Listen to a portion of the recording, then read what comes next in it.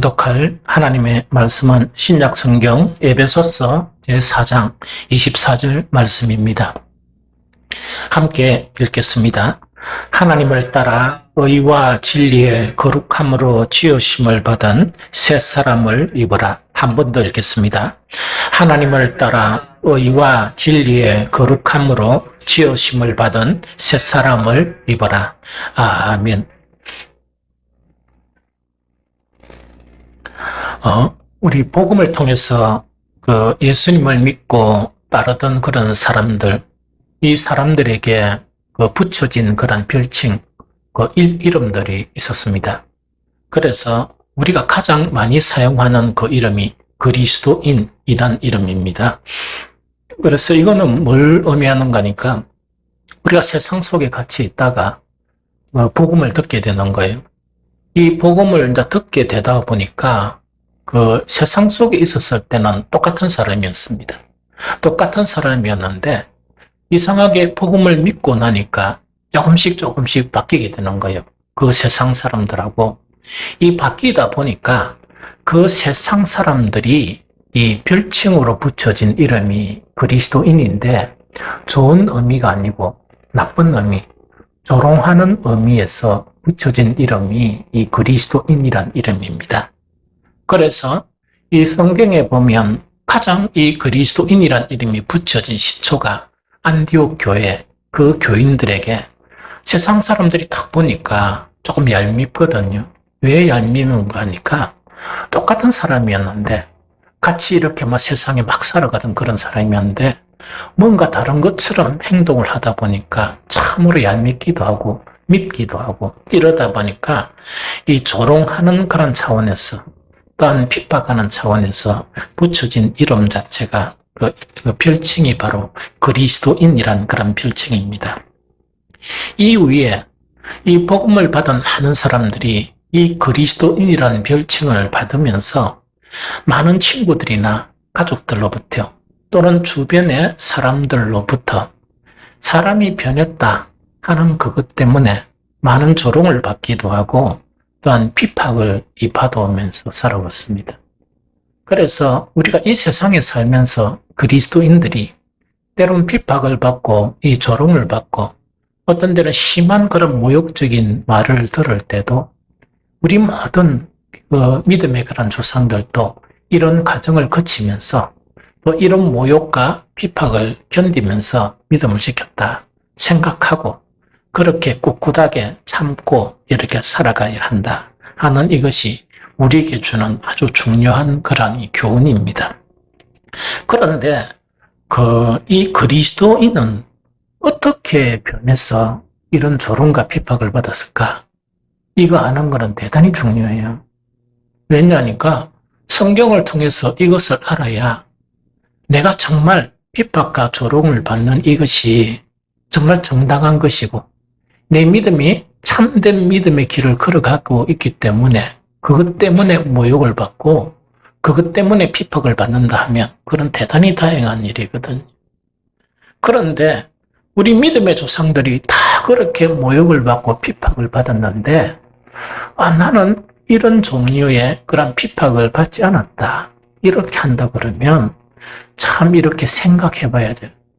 내가 그리스도인으로 살아가는 그 삶 속에서 생각해 봐야 될 그런 문제이다 하는 그 이야기죠. 그래서 오늘은 뭐냐? 이 그리스도인이라는 것 자체가 무엇이 변했길래 어떻게 변했길래 이 사람들이 세상 사람들이 핍박하고 조롱하고 때로는 나중에는 뭐냐? 순교의 자리까지 이렇게 가게 되었어요. 순교의 자리까지 가게 되었다는 것은 뭐냐? 많은 사람들이 그렇게 다 하는데 너도 그래 해야지 하니까 끝끝내 그것을 거절하면서 차라리 죽음을 택하겠다 하면서 순교한 분들이 상당히 많습니다. 그래서 오늘은 정말 이번 주일날은 이 시대가 지금 혼란스러운 시대예요. 또 이 시대에 그리스도인으로 산다는 것은 참으로 힘든 그런 시대입니다.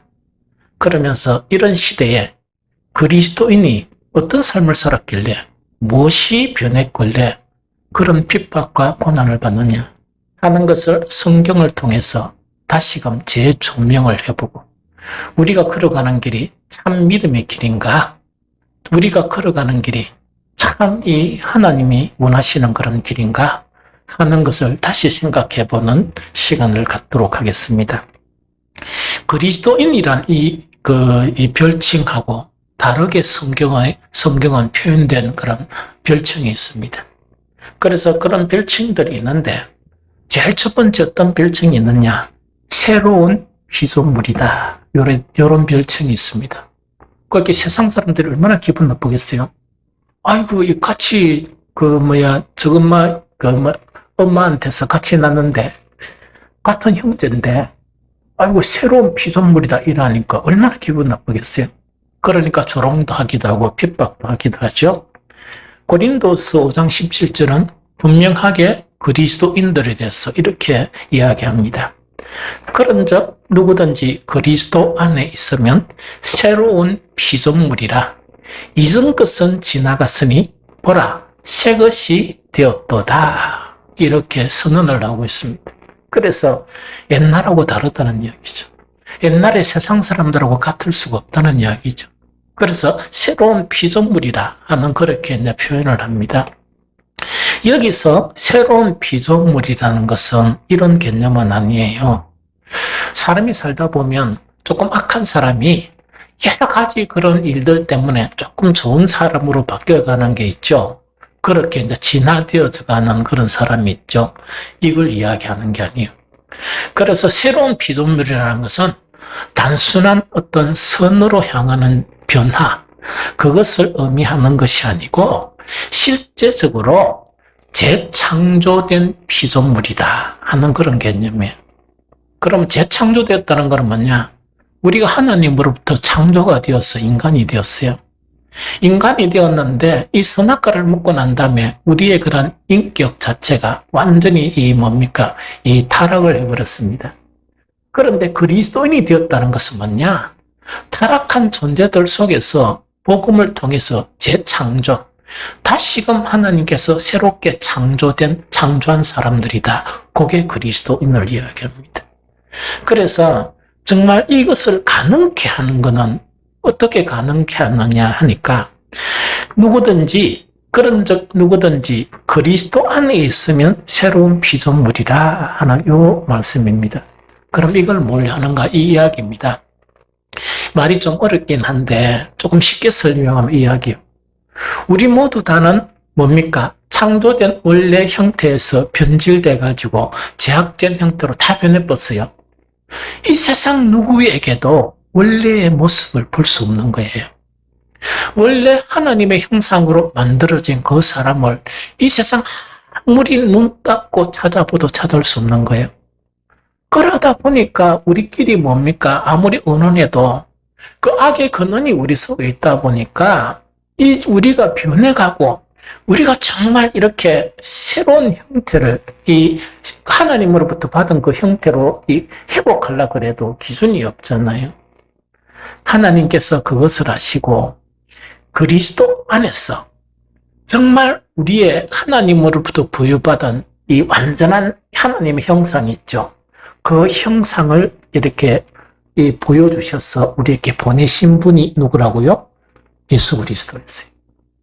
그래서 예수 그리스도는 어떤 분인가 하니까 정말 이 그리스도 안에서 그리스도는 우리가 본받아야 되고 정말 회복해야 될 온전한 하나님의 형상대로 지음을 받은 이 순수한 100% 0.1%라도 오류가 없는 그런 모습을 우리와 동일하게 육신을 입고 이 땅에 보내신 분이 예수 그리스도세요. 그래서 이 세상의 도덕이나 이 세상의 법이나 이 세상의 철학 안에서는 우리의 완전한 모습을 찾을 수가 없습니다. 단지 누구 안에서만 찾을 수 있다고요? 그리스도 안에서만 찾을 수 있어요. 그래서 누구든지 그리스도 안에 있으면 새로운 피조물이다 하는 그것 자체가 그 의미를 이야기합니다. 그럼 이거는 뭐를 이야기하느냐? 우리 표에 딱 보면 내 안에 거하라. 예수님께서 가르치신 이 복음의 내용 중에서 가장 중요한 내용이 내 안에 가라는 이야기입니다. 그거는 뭘 의미하느냐? 우리가 참된 모습을, 본 모습으로 변화되기 위해서 아무리 노력하고, 아무리 찾고, 아무리 도덕을 만들고, 아무리 이 정책을 만들고, 아무런 법을 만들어도 그 안에는 완전한 하나님의 형상의 모습을 볼 수가 없습니다. 단지 우리가 어디 안에 갈 때, 우리의 도덕이나 철학이나 내 자아가 아니고 그리스도 안에 딱 거하면 그리스도와의 그런 신기한 연합이 일어나요. 신기한 연합이 일어나면서 재창조가 형성이 되는 거예요. 그걸 이야기하는 거예요. 그래서 좀 어렵게 이야기하면 이런 거를 이야기해요. 그리스도와 함께 연합이라는 것은 여러분들 뭐 찬송 부르고 뭐 예배 드리고 아멘 이렇게 하면 그 그리스도 안에서 연합인 줄 알죠. 그런 연합이 아니고 가장 본질적인 연합은 어떤 연합을 이야기하는가 하니까 예수 그리스도의 십자가와 연합이 되어야 돼요. 예수 그리스도께서 십자가를 통해서 죽으셨듯이 우리의 모든 내 자아가 예수님의 십자가와 함께 죽어지는 것을 이야기합니다. 그 다음에 죽음만 가지고 되느냐? 아니죠. 예수님은 죽음에서 일어서셔서 부활하셨습니다. 예수님의 부활과 연합이 되어서 이제는 죄에 대해서 살지 아니하고 세상에 대해서 살지 아니하고 내 육체의 정욕에 대해서 살지 아니하고 하나님에 대해서 사는 예수 그리스도와의 이 연합, 부활과의 연합이 형성되어야 그게 새로운 피조물이 되어진다 하는 그 이야기입니다. 이 세상에 많은 그런 그리스도인이 있죠? 참 그리스도인들은 누가 참 그리스도인이냐? 재창조된 그리스도인이 참 그리스도인이에요. 십자가를 경험하지 못한 그리스도인은 아무리 직분이 어떤 직분이라도 관계없이 아무리 오랫동안 신앙을 했다 성취다도 관계없이 그 사람을 진실된 그리스도인이라고 말할 수 없습니다. 진실된 그리스도인의 출발점은 하나님으로부터 재창조된 누구 안에서 예수 그리스도와의 그런 신비한 연합 안에서 재창조된 그리스도인들이 참 그리스도인들입니다. 그래서 오늘날은 너무나 힘든 게 뭐냐? 참 그리스도인들을 만나기가 힘든 세대입니다. 그러나 참 그리스도인이 없다는 것은 아니고 이렇게 하나님 안에서 재창조된 참 그리스도인들이 옛날 구약부터 지금 신약에 이르기까지 역사 속에서 지금 현재도 이 믿음으로 살아가고 있는 그리스도인들이 많이 있습니다. 그래서 이 사람들을 이야기합니다. 그래서 이 재창조된 그리스도인들 자체를 가장 잘 표현한 성경 구절이 사도 바울이 고백한 그런 내용이에요. 우리 함께 한번 읽어볼까요? 갈라디아서 2장 20절입니다. 우리 같이 읽겠습니다. 시작. 내가 그리스도와 함께 십자가에 못 박혔나니 그런즉 이제는 내가 사는 것이 아니요 오직 내 안에 그리스도께서 사시는 것이라. 이제 내가 육체 가운데 사는 것은 나를 사랑하사 나를 위하여 자기 자신을 부르신 하나님의 아들을 믿는 믿음 안에서 사는 것이라 하는 이 부분입니다. 그래서 재창조된 그리스도인의 속성을 보면 완전하지는 않지만 어떤 속성을 가지고 있느냐? 자기를 위해서 살지 않고 누구를 위해서요? 주를 위해서 살려고 힘쓰고 애쓰는 사람을 이야기해요. 다시 이야기할게요. 재창조된 그리스도인은 모든 범사에 있어서 자기를 위해서 막 살려고 하지 않아요. 그거를 거절하는 거예요. 그거를 막 거부하면서 누구를 위해서 살도록 힘쓰고 애쓰는 사람이다? 주를 위해서 살려고 힘쓰고 애쓰는 사람의 이런 증거가 재창조된 그리스도인들에게 나타나게 돼. 그런데 성경의 예언은 말세가 되면 어떻게 되는가? 사람들은 자기를 사랑하고 돈을 사랑한다. 이렇게 돼 있어요. 그러면 지금은 말세이기 때문에 교회 안에서도 참 그리스도인을 찾기가 힘든 게 신앙을 하면서도 뭐냐? 관점이 자기 중심이에요. 그 다음에 자기 중심이다 보니까 이 세상에 필요한 돈 중심, 이렇게가 사람들이 변해가는 거예요. 제가 어릴 때 봤던 그리스도인하고 지금 이제 거의 노년에 본 그런 그리스도인은 많이 차이가 나요. 제가 이 젊었을 때 본 그리스도인은 정말 완벽하게 그래 살지는 못하지만 주를 위해서 살렸고 눈물을 흘리고 주를 위해서 살지 못하는 걸 가지고 막 이렇게 회개하고 이런 그리스도인이 많았어요. 그런데 오늘날 보면 지가 잘난 그리스도인이 많아요. 이게 뭐냐? 자기 중심이라는 얘기거든. 그러다 보니까 이 세상이 너무나 어두워졌단 말이에요. 왜? 그런 그리스도인이 많이 없다 보니까 어두움이 더 짙어지죠. 어두움이 더 짙어지고 이 세상의 타락은 더 짙어지는 것이 참 그리스도인이 이 세상을 보는 그런 슬픔이다 하는 그런 생각이 듭니다. 옛날에 한참 복음 성가를 너무 많이 불렀어요. 내가 그리스도와 함께 십자가에 못 박혔다. 그 부른 것은 바로 기도였고 그렇게 살기 위한 그런 몸부림이었습니다. 지금도 마찬가지지만 우리 모두 다가 다시금 뭐냐? 우리 모두는 분명히 재창조되었습니다. 그런데 뭔가 사탄의 그런 유혹에 많이 우리의 본질이 흐트러져 있는 것 같아요.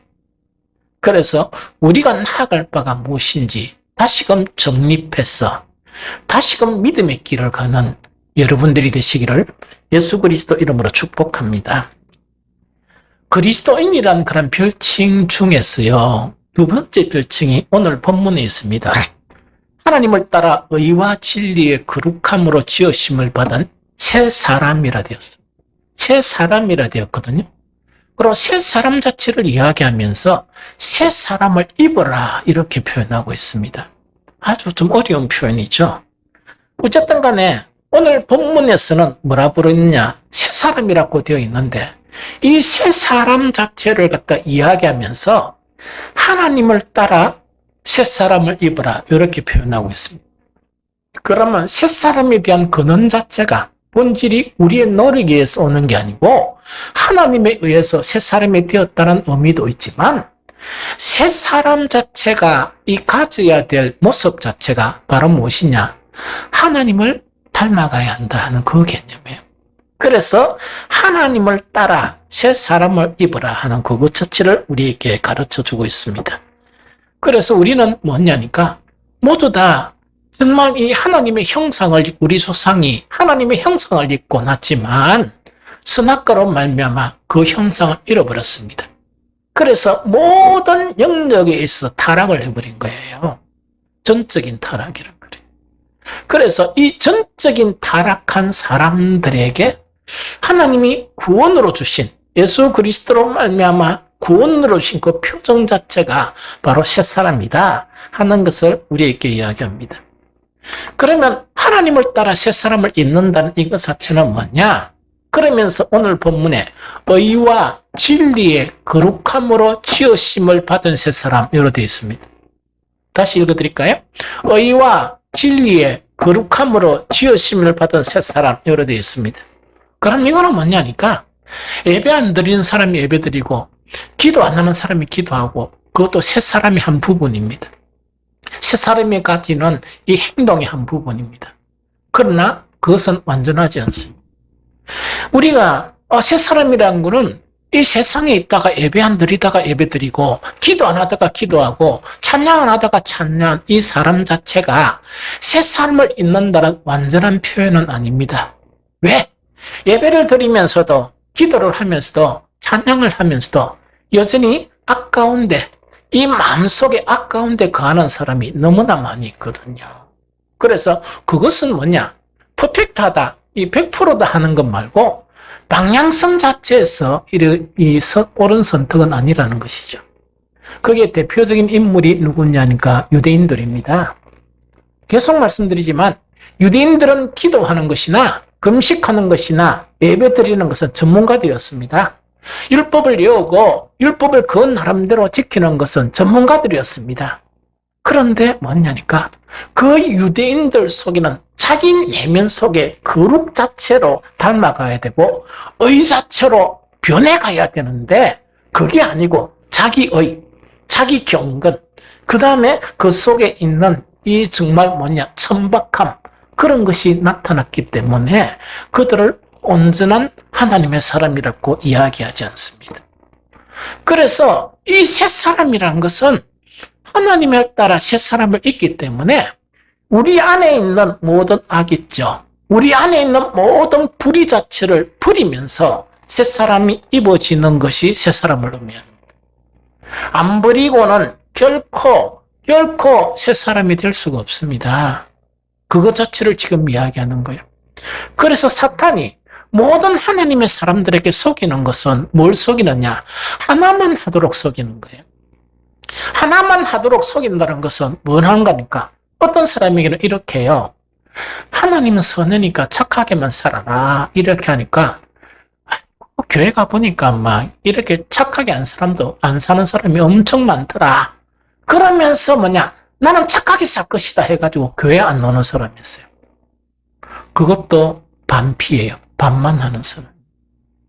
우리는 행위적으로 하나님께 마땅히 예배드려야 되고 마땅히 하나님을 찬양해야 되고 또한 하나님께 기도해야 되는 그런 사람이에요.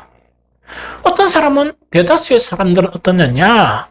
완전 그리스도인이라는 개념 자체가 예배만 드리고 기도만 하고 찬양만 하고 그러면서 자기 속에 있는 악 자체를 제거하지 않으려는 사람이 있어요.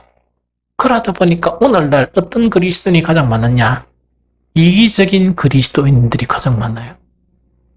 그거는 예수님의 모습이 아닙니다. 그것은 하나님의 모습이 아니에요. 그거는 잘못된 신앙이에요. 그러니까 착하게만 살고 교회 안 나오는 사람이나 교회 다니면서 자기 속엔 악을 안 부리는 사람이냐? 무슨 차이가 날까 하는 것이 목사가 가지는 의심이에요. 두 개 다 해야 돼요. 두 개 다 해야 돼요.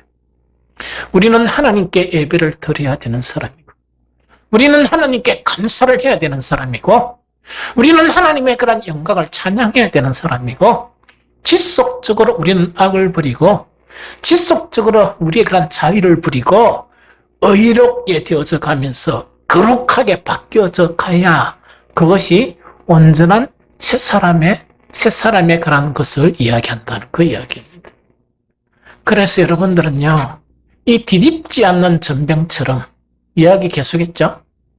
이 떡을 굽으면 뭐 해야 됩니까? 이 후라이팬에 해가지고 굽고 디비고 이렇게 해야 이 맛있는 떡이 나오죠? 한쪽만 하는 사람은 뭐냐? 뒤집지 않는 전병이에요. 하나는 타 들어가고 위에 것은 센 거예요. 그러다 보니까 아무 쓸모없는 그런 사람이 되어진다 하는 그 이야기입니다. 이 어두운 세대 속에서 사탄의 유혹에 넘어가지 않고 우리는 하나님의 말씀을 따라 이 옛사람을 벗어버리고 새사람을 입어가는 저와 여러분들이 되시기를 예수 그리스도 이름으로 축복합니다. 그 다음에 가장 어려운 말이 있어요. 그 말이 뭐냐? 예수님께서는 이 새사람 그리스도인에 대해서 뭘 이야기하느냐? 중생한 사람, 다른 말로 거듭난 사람, 이렇게 이 표현을 합니다. 우리 성경 요한복음 3장 3절을 같이 읽어보겠습니다. 같이 읽겠습니다. 시작. 예수께서 대답하여 이르시되 진실로 진실로 내게 이르노니 사람이 거듭나지 아니하면 하나님의 나라를 볼 수 없느니라. 한 번 더 읽겠습니다. 시작. 예수께서 대답하여 이르시되 진실로 진실로 내게 이르노니 사람이 거듭나지 아니하면 하나님의 나라를 볼 수 없느니라. 자, 요거는 뭔 이야기인가 하니까 가장 중요한 것은 이것은 누구한테 한 이야기인가? 이것이 가장 중요합니다. 이것은 그 당시에 이스라엘의 선생이라 칭하는 이 니고데모에게 예수님이 말씀하신 거예요. 그러면 니고데모는 뭐냐니까 오늘날 같으면 오늘날로 비교하면 그냥 내 같은 목사가 아니고 가장 이렇게 모든 교회가 인정하는 그런 목사예요. 모든 교회가 인정하는 목사고, 요새는 그런 목사님들을 찾을 수 있는가는 잘 모르겠지만 그분의 한마디 같으면 교회가 움직일 수 있는 그런 영향력을 가진 그런 분이다 생각하면 돼요. 이분이 자기 내적 그런 이 고민, 자기의 공고함 때문에 다른 성경들을 또 여러 가지 분석해서 보면 이 결론이 이 이야기예요. 요한복음 3장은 표현이 안 됐지만 그렇게 열심히 가르치고 많은 사람들이 존경하고 이랬지만 자기 안에 기쁨이 없는 거예요. 자기 안에 천국이 없는 거예요. 그러다 보니까 자기 체면과 위신이 있는데 밤에 누구를 찾아가는가? 예수님을 찾아갔는데 예수님의 대답이 딱 보시자마자 뭐라고 예수님은 말씀하셨느냐? 니고데모의 그런 문제점을 지적하셨는데 진실로 내게 이르노니 사람이 거듭나지 아니하면 하나님의 나라를 볼 수 없느니라. 즉 참 기쁨도 느끼지 못하고 하나님의 나라를 볼 수도 없고 나중에는 하나님의 나라에 들어가지도 못하느니라. 이렇게 말씀하세요. 그것이 뭐냐? 거듭난다는 이야기예요. 니고데모는 어떤 사람이었냐? 신앙이 조금 전에 표현한 뒤집지 않는 전병의 신앙이었습니다. 한쪽에서는 한 면은 탁월했었어요.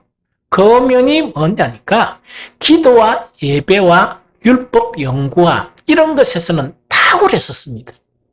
그런데 유대인의 율법의 문제점은 뭐냐? 하나님의 말씀 자체는 무엇을 터치하느냐? 우리의 생명과 우리의 인격을 터치하는 거예요. 우리의 타락한 인격을 터치하는데 유대인의 이런 율법 자체는 뭐냐?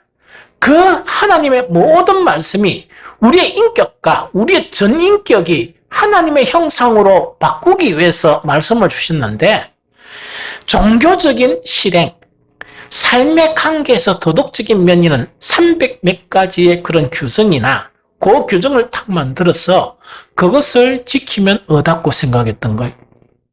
그럼 그것이 뭡니까?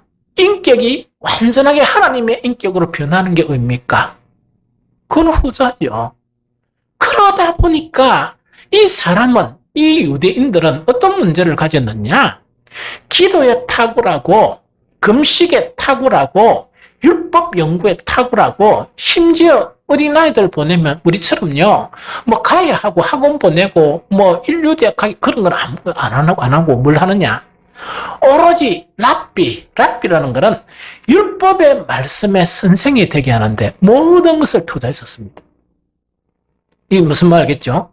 그런데 그 모든 것이 뭐냐? 뒤집지 않는 전병처럼 한 면만 가진 거예요. 그래서 이 구약 성경이나 신약 성경은 뭐냐? 이것은 율법은 하나님의 생명의 말씀을, 구원의 말씀을 뭐로 둔갑시켰느냐? 사람의 교훈으로 둔갑시킨 것이 율법이다. 그래서 뭔가 좀 알고 이야기해요. 율법이란 그 의미예요. 이 무슨 말 좀 알겠죠? 그것 자체가 바로 율법이라는 그 이야기입니다. 그러다 보니까 이 니고데모는 뭐냐? 한 면 자체는 죽도록 노력하고 죽도록 고생을 했던 거예요. 그런데 성경 전체 시편을 보게 되면 정말 이렇게 신비한 그런 고백들이나 기쁨들이나 영적인 그런 감흥들이 너무 많은데 니고데모가 참 양심적인 사람이었던가 봐요. 딱 보니까 자기 안에 그것을 발견할 수가 없었어요. 그러다 보니까 예수님을 찾게 된 거예요. 그래서 예수님은 뭐라고 말씀하셨나? 니는 거듭나야 되는데 인간의 노력은 대단히 종교적인 노력은 많았지만 하나님의 은총을 통해서 거듭나지 못했기 때문에 한 가지 부분은 정말 열정적으로 다했지만 나머지 한 가지 부분은 잃어버린, 정말 이렇게 온전한 사람이 아닌 이상한 형태로 전락해버렸다 하는 것을 이야기하는 거예요. 그런데 여기서 거듭난다는 말 좀 설명해 줄게요. 어려운 말이지만 이때 거듭이란 말이 아노덴이란 말이에요. 이 헬라어로 아노덴이란 말인데 이것은 세 가지 의미가 있습니다. 첫 번째 의미는 위로부터 하는 의미예요. 위로부터라는 것은 누구로부터? 하나님으로부터라는 의미고, 그 다음에 아도데의 두 번째가 뭐냐? 다시 한번이라는 의미가 있고, 세 번째는 뭐냐? 새롭게는 의미가 있습니다. 그래서 이 세 가지를 종합해 보면 이 거듭난다는 말 자체를 알게 되는데, 거듭난다는 것은 뭐냐? 사람의 노력에 의해서 거듭나는 건 아닙니다. 하나님으로부터 거듭나고 새롭게 다시 난다는 의미예요. 새롭게 다시 난다는 의미가 바로 이 중생이고 거듭난 것이다 하는 것을 이야기를 하고 있습니다. 자, 그러면 어쨌든 간에 새 사람이 되고 이 거듭난 사람이 되고 그 다음에 뭔가 새로운 피조물이 되고 또 여러 가지 그런 그리스도인이 되고 하는 이 표현이 있죠. 그런데 이 새 사람이 가지는 두 가지 중요한 속성을 모르면 혼란하게 돼요. 혼란스러워요. 그래서 오늘 설교를 들으면 많이 생각해 보니까 여러분들은 모두 다 새 사람이 되었는데 나는 아닌가 보다. 나는 큰일 났네. 이렇게 잘못 오해할 수도 있습니다. 그게 새 사람이란 이 가지는 속성이 있죠. 이 속성을 반드시 알아야 되는데 그 반드시 알아야 되는 것 중에서 두 가지 중요한 속성을 반드시 알아야 돼요. 그래야 사탄이 미혹을 해도 안 넘어가고 목사가 설교를 들어도 뭐냐 시험을 안 당해요. 제일 첫 번째 속성은 뭐냐? 아까 이야기한 것처럼 인위적인 건 아니에요. 인위적인 건 아니고 하나님께서 하시는 일입니다. 다시 이야기할게요. 사람이 노력한다고 되는 건 아니에요. 하나님의 놀라운 은총으로 우리는 새 사람이 되고 거듭나게 되는 거예요. 이 무슨 말인지 좀 알겠습니까? 두 번째 속성이 대단히 중요한 것입니다. 거듭난다는 것은 또 두 가지의 아주 중요한 속성이 있는데 한 가지는 뭐냐? 즉각적이다. 즉각적으로 거듭난다. 그런데 이것만 있는 게 아니고 이 거듭나는 것은 즉각적이면서 즉각적으로 거듭났는데 지속적인 변화와 성장의 과정을 거친다. 요 속성이 있어요. 자, 이거는 뭐냐니까 우리가 거듭나면요 하나님으로부터 그 하나님의 놀라운 은총에 의해서 이제 거듭나는데 즉각적으로 거듭나요.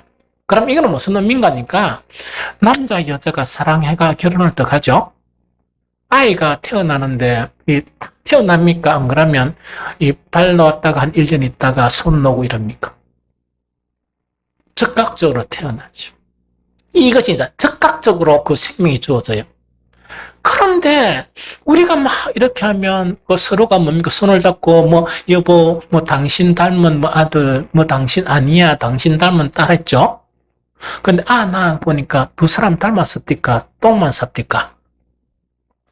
똥만 살고 이거 말도 옳지 못하고 계속 울기만 하고 막 이러죠. 그렇죠? 즉각적으로 탄생했지만은 이 아이는 뭐냐? 점차적으로 아버지처럼 점차적으로 뭐냐니까 어머니처럼 자라가는 과정을 거친다는 그 이야기입니다. 이게 대단히 중요해요. 우리는 모두 다가 새 생명을 가진 사람들이에요. 우리는 모두 다가 중생을 한 사람들입니다. 중생을 안 하고 새 생명을 안 가지면 이 코로나 바이러스란 이 상황 속에서 하나님께 어떻게 예배드릴 수 있습니까? 우리는 중생했기 때문에 이것이 가능한 거예요. 그런데 중요한 것은 중생했다 손치더라도 어떤가 하니까 우리 속에는 어떤 사람은 뭐냐니까 아직까지 어린아이 또 아직까지는 한 초등 고딩 이런 거 있죠. 이렇게 이 차이가 좀 있다는 거죠. 그래서 이것을 받아들이지 못하면 이 성경을 이렇게 온전하게 이해할 수 없습니다. 또 온전한 그런 신앙생활을 할 수 없다는 그 부분입니다. 그래서 성경에도 보면 뭐냐? 그리스도인들을 젖만 먹는 유아로 표현한 경우가 있고 또 성경에 보면 어린아이로 표현한 경우가 있어요. 또 성경에 보면 장성한 사람이라고 표현한 경우가 있어요. 이거는 뭐냐? 즉각적으로 중생은 하고 즉각적으로 이 새 사람이 되고 즉각적으로 새로운 피조물이 되었지만 이 사람 자체는 뭐라고요? 계속 이렇게 점차적으로 변해가고 자라가는데 누구를 향해서? 하나님을 향해서 자라간다. 왜? 하나님으로부터 생명을 받았으니까. 하나님을 향해서, 즉 어린아이들이 엄마 아버지를 향해서 자라가듯이 거듭난 이 그리스도인들도 하나님을 향해서 살아가는데 그 하나님을 향한다는 것이 묘하다 보니까 하나님은 우리에게 주신 분이 누구라고요? 그 하나님의 100%의 인격의 모습을 가진 분이 누구라고? 예수 그리스도죠. 그 예수 그리스도를 닮아감으로 이렇게 변해간다는 그걸 이야기합니다. 요거 이해가 됐죠? 그러면은 이제 요것만 딱 하고 오늘 이 마치면 돼요. 그러면은 점차적으로 변해가죠. 변해가면은 구체적으로 뭐가 변해가야 되느냐? 성경에는 모든 성경 내용이 우리가 중생한 사람이 변해가야 될 내용을 다 이야기하고 있습니다. 그러니까 너무 복잡하죠. 구석구석이 있으니까. 그래서 오늘은 가장 중요한 내용 자체를 이렇게 이야기하려고 그래요. 그런데 생명이라는 건 참으로 희한한 것이 가장 중요한 내용 요거 자체를 향해서 가면 나머지 부분은 덤으로 돼요. 덤으로 이렇게 형성이 돼요. 그래서 제일 첫 번째는 뭐냐? 구약에서 한 사례, 그 다음에 신약 오늘 본문에서 한 사례, 변해가야 될 그 두 가지 있죠. 즉 뒤집지 않는 전병이 되려 그러면 이 두 가지를 가지고 익어가야 되고 성숙해가야 된다는 그 이야기입니다. 지금 읽어드리는 구약에 대한 내용은요, 하나님에 대해서입니다. 하나님과의 관계성에서 이렇게 변해가는 것을 이야기합니다. 그래서 이거는 시편 25편 9절에서 14절에 보면 참 잘 설명이 되어 있어요. 그래서 다 우리가 알지는 다 이렇게 읽고 하기는 좀 힘들지만 여기서 이 뭔가니까 세 가지를 딱 이야기하고 있습니다.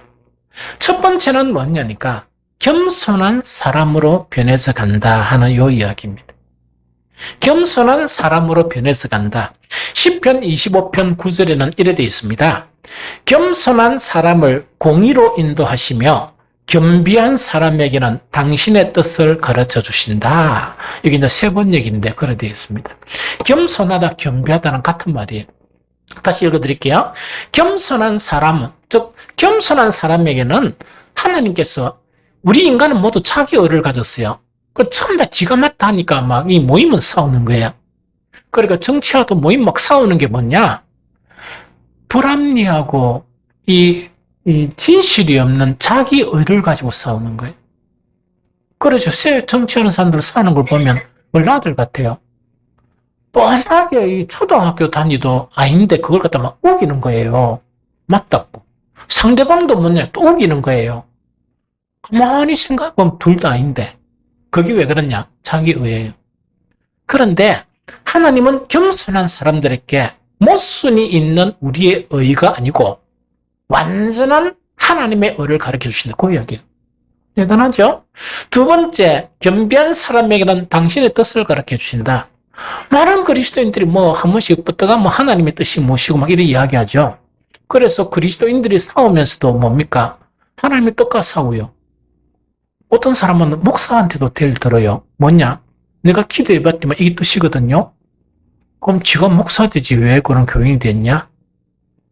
그렇게 웃기는 이 양반들이 많거든요. 이게 뭔가 하니까 이게 이제 이 거듭나가지고 성장해야 될 부분이 아직 안 성장해 있는 거예요. 완전 유아 있죠. 그런데 육신적인 사람은 성장하다 보니까 말을 멋대로 하는 거예요. 이 무슨 말이겠죠? 그러면 겸손이란 것은 우리가 생각하는 것은 보편적으로 사람과의 관계에서 겸손하다고 생각하죠.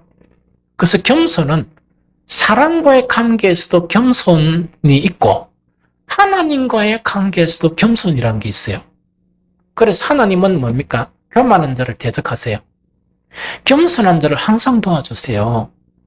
그러면 하나님 앞에 겸손하니까 여러분들 이 하나님 앞에 겸손이란 뭔가? 나는 겸손하는데 뭐 이래 생각하는데 그게 아니고 이야기입니다. 하나님 앞에 겸손하지 못한 것이죠. 교만한 것에 대한 시적 표현 중에서 가장 많이 표현되는 것이 하나님이 없다. 이 표현이에요. 다시 이야기할게요. 하나님이 없다. 이 표현이 뭔가니까, 이 교만의 표현이에요. 그럼 여러분들 깜짝 놀라죠? 어떤 놈이 하나님이 없다고 하느냐? 여러분들이 그 놈일 수 있습니다. 여러분들이 그 놈일 수 있어요. 시편은 뭐냐니까 대부분 표현이 하나님을 믿는 사람들을 보면서 어떻게 표현한가? 많은 사람들이 하나님이 없다 말하는도다. 그런데 하나님이 없다 말하면서 제사는 하나님께 드리는 거예요. 되게 웃기죠? 그래서 하나님이 눈을 훑어서 정말 참 겸손한 자가 있느냐 보니까 모두 다가 악에 치우쳐 있고 하나님이 없다 하는도다. 그 사람들이 모두 제사 드리는 사람. 참 모순되죠. 그래서 이 하나님이 없다 하는 것이 하나님 앞에 뭐냐 교만한 그런 사람들이다 하는 그거를 이야기합니다. 하나님이 없다 하는 사람들은 스스로 난 줄 아는 사람들이라. 요거는 뭐냐니까 사람이 비유로 본다면 알을 또 키워놨지만은 알을 낳으면 어릴 때부터 한 초등학교 다니고 그리고 중학교 다닐 때 필요할 때는 뭡니까? 엄마 아빠 찾는 게 뭡니까? 하나님 찾듯이 찾죠. 어디 갔다 오고 엄마 아빠 없으면 성질을 부리죠.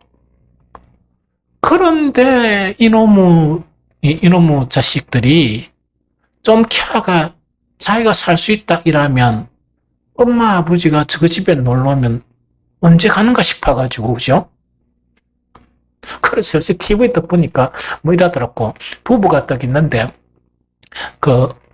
토론하는 거 보니까 어떤 남자가 뭐냐니까 그럼 집 비번을 시어머니한테 가르쳐 주느냐 이러니까 어떤 남자가 코미디언인가 가수인가 잘 모르겠지만 가르쳐 준다 하니까 옆에 있는 사람이 기겁을 하는 거야. 그래서 네가 장가 못 갔구나. 그 사람이 한 50대까지 장가 못 갔는가 봐. 아직 텔레비에 장가 나오더라고. 그래가 그 뒤에 결말은 모르겠고 그렇게 끝났거든요. 그럼 모든 것 자체가 뭐냐? 그러면 을라 때 가가지고 비번 안 가르쳐주고 띵동해가 누구세요? 아들 누굽니다. 뭐 그래 알았다. 오늘 뭐 시험 잘 치나 말 잘했나 통과 집 통과시키 줍니까? 이런 거야. 우리는 모두 하나님께로부터 났잖아. 그런데 우리에게 하나님께서 지정을 주셨거든. 타락했거든. 그러니까 하나님 없이도 살아가는 거야. 그래서 이 하나님 없이 살아가는 사람들의 가장 정확한 표현이 이사야서에 나와 있어요. 그게 뭐냐? 제길로 같다. 제길로. 즉 하나님을 무시하고 지멋대로 산다는 이야기라. 그래서 아까 이야기했죠. 하나님이 없다니까 여러분들 이런 이 못된 놈들이 어디 있노? 요 이야기죠. 그럼 제가 뭐라 했는가 하니까 여러분들이 그 놈일 수 있다 하는 이야기는 뭐냐니까 세상 사람들은 하나님을 모르니까 하나님의 말씀을 모르니까 지멋대로 살아가는 건 당연하죠. 교회 다니면 하나님의 말씀을 아는 사람이 하나님 말씀 제껴놓고 지멋대로 사는 그 놈이 더 나쁜 놈이지. 여러분들은 그렇습니까? 세상 사람들이 하나님의 말씀을 무시하는 거는 하나님 모르니까 용서가 되지. 하나님의 놀라운 은혜로 하나님이 계시다는 걸 알고 하나님께 찬양하고 경배하면서 새가 빠지도록 하나님의 말씀대로 안 살고 지멋대로 살아간다. 그 놈이 바로 어떤 놈이냐? 하나님이 없다 하는 놈들이다 하는 그 이야기. 그게 시적인 그런 표현입니다. 이게 무슨 말인지 좀 알겠죠? 그럼 여러분들의 생각으로 뭐냐? 아이고 목사님 그거는 혹 가다가 뭐 교회 안에 그런 사람이 있겠죠. 혹 가다가 하는 게 여러분일 수도 있다는 얘기. 하나님께 겸손한 것이 대단히 어렵습니다. 얼마만큼 어려웠냐? 그 시편의 그런 표현 자체를 같이 읽어볼까요? 시편 106편 11절 13절 이것도 세 번역인데 우리 함께 읽어봅시다. 얼마나 어려운가. 자 시작. 물이 대적을 덮음으로 그 가운데서 한 사람도 살아남지 못하였습니다. 그제서야 그들은 주님의 말씀을 믿었고 주님께 찬송을 불렀습니다. 그러나 그들은 어느새 주님이 하신 일을 잊어버리고 주님의 가르치심을 기다리지 않았습니다. 이렇게 되어 있습니다. 요 시편에서 말하는 사람이 어떤 상황인가 이야기입니다. 애굽에서 종노릇하는 사람들이 믿음이 있었길래 하나님 살려주이소, 우리를 해방시켜주이소 하니까 하나님께 막 울면서 기도했죠. 하나님께서 누구로 보냅니까? 모세로 보냈습니다. 그래서 10가지 그런 놀라운 재앙을 보이면서 그 애굽의 바로가 뭐냐? 항복을 하면서 가라 이랬습니다. 그런데 처음에 잠깐 속인 게 뭐냐? 제사만 드리고 올게 이랬죠? 그런데 탈출한 걸 알은 거예요. 이 탈출을 한 거예요. 그러다 보니까 바로가 자기 장남도 죽었지. 그 모든 신하들도 장남 다 죽었지. 이러다 보니까 막 뿔이 이마에 온 거야. 그러다 보니까 모든 병거와 모든 군사를 동원해가 완전 다 죽여버리자. 이래가 막 이렇게 뒤쫓는 거예요. 뒤쫓는데 이제는 뭐냐? 앞으로 갈 수 없고 뒤로도 갈 수 없는 상황이 놓인 거예요. 앞에 뭐가 놓여 있습니까? 홍해 바다가 그 안에 이렇게 놓여 있는 거예요. 못 가는 거예요. 그때 하나님께서 놀라운 기적을 보여줬던 것이 이 모세가 지팡이를 딱 이렇게 바다에 치니까 어디 됩니까? 물이 갈라져 버렸죠. 그래서 이 이스라엘 민족이 이렇게 뭡니까? 이 탈출을 합니다. 바다에 다 건넜죠. 건넜는데 이 애굽의 모든 병거가 뭐냐? 좀 빨리 가서 죽여버리자. 이래가 탁 가는데 뭐냐? 물이 다시 합지가 다 죽어버렸습니다. 요래 딱 하니까 요 사람들이 뭔가니까 누구를 믿었다? 하나님을 믿고 막 모세 찬양을 하고 난리가 났습니다. 잔치가 벌어지고 그 다음에 하나님 말씀 믿었습니까? 믿었습니까? 믿었죠? 그런데 3일 후에 이자 붙습니다. 3일 후에 하나님도 잊어버리고 말씀도 잊어버리고 또 지멋대로 사는 거야. 이게 우리 인간이에요. 이게 그리스도인에 가지고 있는 아주 무서운 그런 이 뭡니까? 이 속성이야. 지혜 깊이가 그만큼 깊고, 그 다음에 내 본연의 타락이 그만큼 깊고, 하나님이 없으면 안 된다. 이렇게 살아가야 되는데, 그런 놀라운 기적을 보여준데도 3일 지나니까 잊어버리고 불평을 하기 시작합니다. 그게 선민들이에요. 그게 오늘날 그리스도인들이에요. 그래서 여러분들요, 쉽게 생각하면 안 돼요. 구약 성경 읽으면서 막 유대인들을 욕하고 이러면 안 됩니다. 우리는 뭐 먹고 사는 게 그런 일을 해요. 무슨 말, 그래가지고 또 뭐 교회만 오면 뭡니까? 얼굴 샥 바꿔가 막 찬양하고 이랍니다. 아멘, 계속 합니다. 교회 문 밖에만 나가면 왜 한다고요? 다 잊어버리는 속성을 가지고 있다 하는 것을 알아야 됩니다. 그래야 겸손해져요. 하나님 앞에 그래야 겸손해지는데 왜 겸손해지지 못하느냐니까 자기 자신에 대해서 가능성을 늘 생각하는 거야. 자기 자신의 생각에 대해서 가능성을 생각하는 거예요. 그래가 몰락한 교회가 어떤 교회입니까? 유럽 교회입니다. 유럽 교회는 중세 르네상스가 일어나면서 무슨 중심? 인간 중심, 이성 중심이 되었습니다. 하나님의 모든 말씀에 대한 초월적인 그것을 버리고 우리 생각과 우리 의와 우리 도도 가능하다. 이래가지고 자유주의 신앙이 들어왔던 거예요. 그래가지고 우리는 새 세상을 만들 수 있고 우리도 우리의 선함으로 천국을 만들 수 있다 생각했는데 결론 자체가 세계 제1차 대전, 2차 대전이 일어나면서 처참하게 몰락하고 무너져 버린 거예요. 아직까지 회복하지 못한 교회가 유럽 교회예요. 제가 이야기하는 것은 뭐냐? 우리 안에 하나님만이 가능하지. 우리 자신을 믿어서는 안 됩니다. 우리 자신을 의뢰해서는 안 됩니다. 그러면 곧 교만해지고 교만해지는 거예요. 그러면서 늘 많은 비방을 해요. 유대인들을 욕하고 유럽 교회를 욕하고 침묵하세요. 여러분들 자신을 살펴보십시오. 오늘날 한국 교회를 살펴보십시오. 욕할 수 있는 처지가 되는가 안 되는가? 결코 그럴 수 없습니다. 그래서 지금 이 말씀드리는 것은 뭐냐? 책망하는 게 아니고 우리의 본질이 그렇다는 이야기입니다. 본질을 인정하면서 하나님을 붙들어야 돼요. 겸손하게. 그게 겸손이에요. 그래서 거듭난 사람은 어릴 때는 잘 몰라요. 계속 자라면서 계속 하나님을 알면서 처절하게 무엇을 하는가? 하나님 없이는 내가 할 수 있는 일이 죄 짓는 것밖에 못하구나. 하나님 없이는 내가 할 수 있는 게 이 사탄을 경배하는 것밖에 할 수 없는 거구나. 그걸 깨달으면서 하나님만을 붙드는, 하나님의 말씀을 붙드는 그런 사람이 되어요. 여러분들 자신이나 오늘날 이 교회를 생각해 보세요.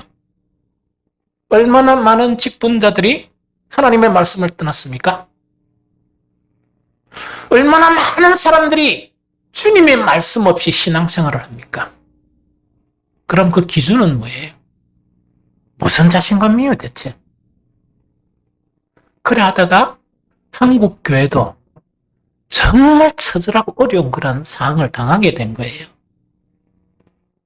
참으로 이 처량한 상황을 당하게 된 거예요. 우리는 다시 하나님 앞에 겸손해져야 됩니다. 하나님 앞에 겸손해지지 않으면 우리는 사탄과 결탁하게 돼요. 우리는 배도하는 그런 자리에 이르게 됩니다. 여러분들 할 수 없는 일을 하지 마세요. 생각도 하지 마세요.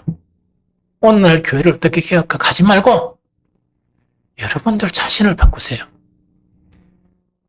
그게 교회가 개혁되는 일입니다. 여러분들 자신을 바꿔가야 됩니다. 여러분들 자신이 하나님 앞에 겸손해서 가야 돼요. 그것 자체가 가장 중요한 부분이라는 그 이야기입니다. 두 번째, 좀 길어지겠다, 그죠? 시편 25편 9절에는 뭐냐? 거듭나면 왜 되는가? 자기의 뜻과 의지대로 안 살고 하나님의 언약과 계명을 지키는 사람으로 바뀐다 하는 그걸 이야기합니다. 시편 25편 10절에 보면 주님의 언약과 계명을 지키는 사람을 진실한 사랑으로 인도하신다. 거듭난 생명은요, 그 생명이 계속 자라가면서 더 하나님의 말씀에 집착을 해요. 왜? 하나님 말씀만이 나의 구원이시다. 하나님만이 나의 그런 생명이시고 하나님만이 나의 요소시고 하나님만이 나의 반석이시다는 것을 더 굳건하게 잡아요. 그때 하나님만이 하는 것은 뭘 의미하는가? 관념적인 이야기가 아니고 구체적인 그 증거가 말씀을 붙드는 거예요. 왜? 하나님의 말씀이니까. 이해됩니까? 그런 사람들에게는 하나님이 증거를 보여주시는데 어떤 증거를 보여주시느냐? 진실한 사랑으로 하나님이 이끌어가세요. 그러면 그 사람도 거짓적이고 이기적이고 그런 아주 좀 더러운 그런 사랑이 아니고 마이하고 쩍하고 그게 관계없이 진실한 사랑 자체로 살아가게 만들어요.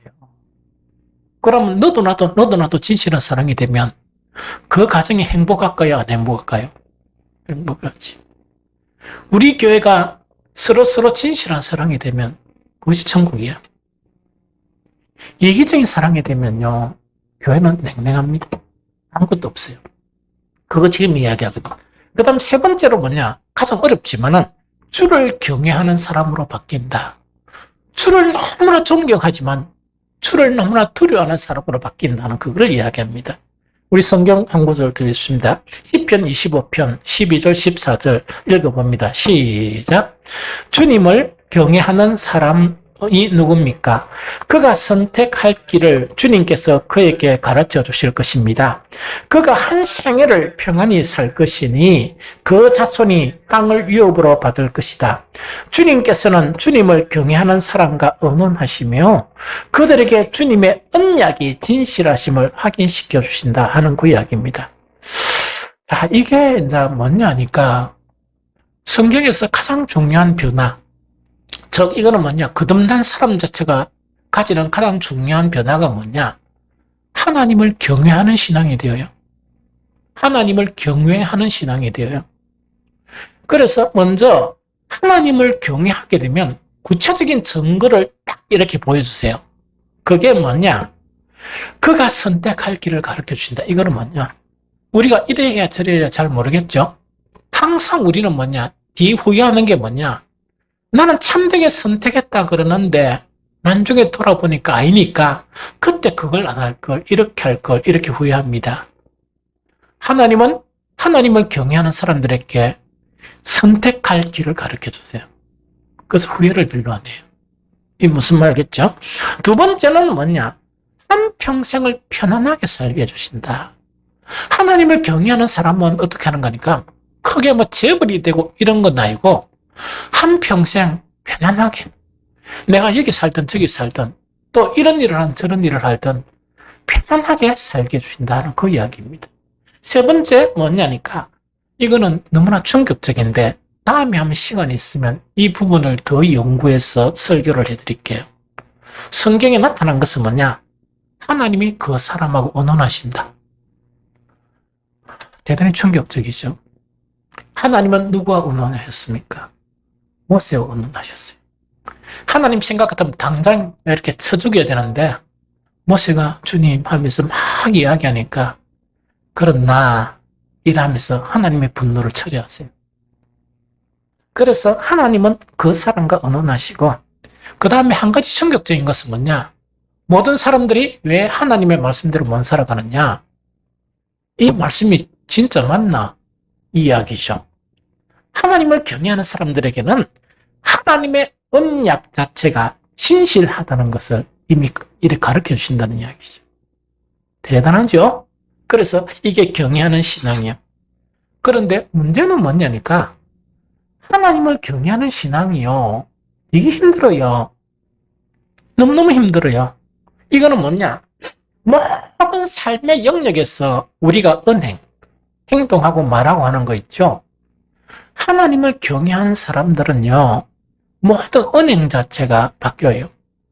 돈 맡긴 은행 말고, 이 말하고 행동하는 거, 이게 정말 조심스러워져요. 그런데 이 하나님을 경외하지 않는 사람은 멋대로 행동하고, 멋대로 말하고 짓거리고 이래요. 근데 그 사람들을 가만히 보면, 야, 저 사람이 하나님을 믿나 안 믿나? 믿기는 믿는데 하나님을 경외하는 건 아니에요. 그만큼 하나님을 경외하는 게 힘들다는 이야기죠. 예를 들기 힘듭니다. 한 가지에만 좀 설명할게요. 코로나19는요, 자관 하나님이 허락하셔서 전 세계적으로 코로나19가 도래한 건 사실이에요. 왜? 이 세상의 모든 일은 하나님의 주권이니까요. 코로나19를 통해서 정말 이렇게 교회는 혼란스럽게 됐습니다. 그런데 가만히 살펴보면 하나님을 경외하는 표현이 각 교회마다 대단히 다양하게 표현이 됩니다. 아주 다양하게 그런 표현이 되거든요. 특히 이 코로나19는 작은 교회, 우리 교회처럼 작은 교회 말고 하나님이 긍휼히 계셔서 이 작은 교회가 뭐가 있습니까? 그러다 보니까 피할 길을 주셔서 우예배는 못 드리지만 우리가 모든 것을 다 이렇게 지킬 수 있도록 하나님 이렇게 허락하신 것 같아요. 그런데 좀 교세가 큰 교회는 제가 늘 그 말씀을 드렸다지만 목사님들 머리 되게 아프겠다. 그게 진실된 표현이거든요. 이번에 언론에 이렇게 방송되는 방송된 그 내용 자체, 그게 진실인지 아닌지는 잘 모르지만, 강주에 있는 안디옥 교회에 그 예가 있어요. 그 안디옥 교회는 이 교세가 상당히 큰 교회예요. 그런데 그 당회는 무엇을 결정했느냐? 예배는 죽어도 예배는 드려야 되겠다. 이 당회가 결정한 거예요. 하나님이 안 두려우면 그렇게 결정할 수 없죠. 많은 어려움이 있으면서 또 벌금도 내고 그 목사님이 갔다 왔다 하면서 그렇게 처분을 받은 거예요. 그러면서도 끊임없이 예배를 드려야 되겠다. 요래 했는데 그 안에서 다수의 확진자가 나왔습니다. 다수의 확진자가 나왔으니까 그 교인이 그래 많은데 뭐 나왔겠지. 그러다 보니까 막 집중적으로 언론에 그런 뭡니까 막 완전히 막 여러 가지 연결해가지고 막 이렇게 되어 있죠. 그러면 상당히 이제 그런 어려움을 겪고 있죠. 우리도 마찬가지야. 늘 조심하라는 것 자체가. 우리는 인의 잡고, 그 다음에 내가 늘 생각하는 거는 뭐냐? 그러면 예배 시간 자체가 어느 때까지로 하면 좋겠느냐? 하루 전도록 주일날 교회 안에만 입복닥거린다면 좀 위험성이 있다는 것은 뭐냐? 우리가 모두 다 생활을 하잖아. 그래서 자관적절한 수준이 이러면 되겠다 해가 우리는 모든 걸 거의 다 해봤습니다. 사실은. 그런데 자관 그 교회는 덩치가 너무 크다 보니까 그런 어려움을 겪게 됐죠. 그러면 언론에 그런 보도나 이런 일이 있을 때는 다른 교회나 성도들은 뭘 해야 되느냐? 하나님을 경외하는 사람이라면 침묵할 줄 알아야 된다. 왜냐니까 그분들의 표현은 그분들이 당해서 그걸 결정하기까지는 요거도 묻고 그 다음에 내가 저기 인터넷에 그 밑에 봤습니다. 딱 보니까 뭐냐니까 개신교는 더 이상 참을 수가 없다 뭐 이런 거 있죠. 더 이상 뭐 구제불능 이런 거 찾아 있었습니다. 요거도 묻는 거를 몰라서 그랬겠습니까? 아닙니다. 그분들은 뭐냐? 그분들의 표현에서 나도 그 정도 교회였다 그러면 어떻게 결정했을지 나는 모르겠어요. 그 유사한 결정을 하지 않았겠나는 생각이 듭니다. 자고 했던 간에 그 요거도 묻을 줄 모르면서 했겠습니까? 그러면 가만히 좀 침묵하면서 기도하고 있어야지. 신앙생활에 주된 것은 우리의 구원을 위해서 하나님의 말씀에 순종하고 지키는 그것이 우리가 본연의 그런 길인데 어떻게 그렇게 하고 있습니까? 그래서 하나님을 경외하는 사람들이면 참 아프게 생각하면서 기도를 해야지. 하나님을 두려워하는 사람 같으면 주를 위해서 좀 선택이 조금 자기 마음에 안 맞다 손치더라도 함부로 짓거리고 함부로 비난하고 할 수는 없는 일이지요. 그래서 주님을 경외한다는 것은 뭐냐? 모든 영역에서 표현이 하나님이 두려우면 말과 행동 자체가 이렇게 생각하고 표현하고 생각하고 말하는 그것으로 바뀌어요. 비단 한 가지만 예를 들지만 모든 영역에서 마찬가지입니다. 모든 영역에서 마찬가지예요. 그래서 이것이 하나님을 두려워하는 것이다 하는 그 이야기입니다. 신약에 대해서는 간단하게 이야기할게요. 시간이 많이 들으니까. 자, 봅니다. 구약에서 이야기한 것은 하나님 앞에 어떻게 변하는가? 그것이 뭐냐니까 하나님을 경외하고 하나님의 말씀을 지키고 하나님께 겸손하게 바뀝니다. 그런데 신약에서 하는 이야기는 사랑과의 관계에서 어떻게 변하는가? 이거 이야기예요.